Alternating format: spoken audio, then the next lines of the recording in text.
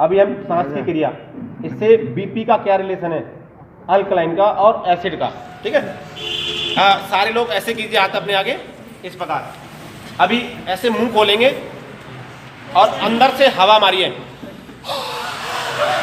ठंडी आ रही है, गर्म आ रही है? अभी देखिए इस प्रकार करेंगे, ऐसे मुंह को करेंगे। दोनों में क्या अंतर है? ये ठंडी आ रही है, ठंडी है। अगर हम ठंडी सांस निकालेंगे,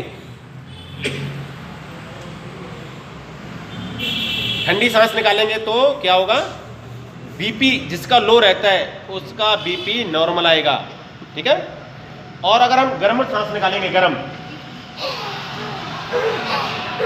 तो बीपी हाई जिसका रहता है वो नॉर्मल आएगा। दुनिया का सबसे बेस्ट तरीका ये न्यूरोथेरेपी ने खोजा है इसको। हजारों लाखों पेशेंट्स के ऊपर इसकी हमारे परम पूज्य गुरुजी ने, हजारों लाखों पेशेंटों के ऊपर हमारे परम पूज्य गुरुजी ने इसकी खोज करी है, सर्च करी है। उन्होंने पाया कि अगर हम ठंडी सांस छोड़ रहे हैं तो लो बीपी वाला व्यक्ति ठीक हो जाता है, बीपी उसका तुरंत नॉर्मल हो जाता है। और अगर उस गर्म सांस छोड़ता है इंसान मुंह में से तो हाई बीपी नॉर्मल हो जाता है। बहुत दुनिया का सबसे बेस्ट तरीका।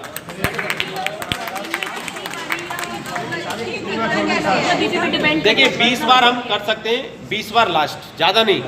अगर आपको लगता है कि अगर हम ज़्यादा कर रहे हैं तो इंसान का जो ज़्यादा बीपी हाई है वो बहुत ज़्यादा डाउन भी जा सकता है, और जो लो वाला है वो बहुत ज़्यादा हाई भी जा सकता है।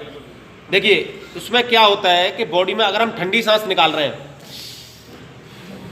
तो बॉडी में से एसिड निकल रहा है, ठंडापन, एसिड निकल रहा है। अगर हम गर्म सांस निकाल रहे हैं तो अल्कलाइन निकल रही है, अल्कलाइन और एसिड। देखो दुनिया, भगवान अर्धनारीश्वर देखे थे सभी ने। अर्धनारीश्वर क्या है? आधी काली और आधी वाइट, ठीक है। आधी काली और आधी सफेद। काला हिस्सा एसिड का है और वाइट हिस्सा अल्कलाइन का है। काला हिस्सा एसिड का और वाइट हिस्सा अल्कलाइन का। तो हम ये जो क्रिया है एसिड और अल्कलाइन, बॉडी का एसिड और अल्कलाइन जब इम्बैलेंस हो जाएगा, अम्ल और क्षार, तो बीमारियां आनी ही हैं। चाहे दुनिया का कोई भी व्यक्ति हो जाए, बीमारियां आनी ही हैं। अम्ल और क्षार कम बढ़ती हो जाए तो, अम्ल और क्षार कम बढ़ती हो जाएगा तो बीमारियां आनी है। ठंडी सांस और गर्म सांस हमारे एसिड और अल्कलाइन को बैलेंस करता है, प्रॉपर बैलेंस करता है। इसीलिए ठंडी और गर्म सांस का यहाँ पर ये लॉजिक बताया गया है।